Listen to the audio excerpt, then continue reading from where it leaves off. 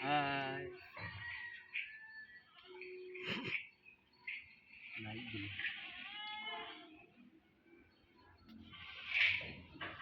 ভালো লাগলে কেউ কমেন্ট করেন এরকম বারান্দা করার লাগে তো ভালো ভালো কথা কওয়া লাগে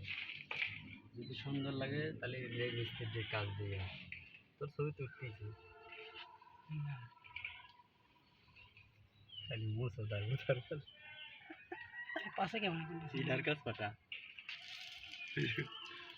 আর বলির কাজ পাঠা তারপরে শালা বলাইছিস দেখ বারান্দা দেখ যারা দূরে আসবে তো ভালো দেখা যাবে মামা সবুটি ভরি ফেলালিও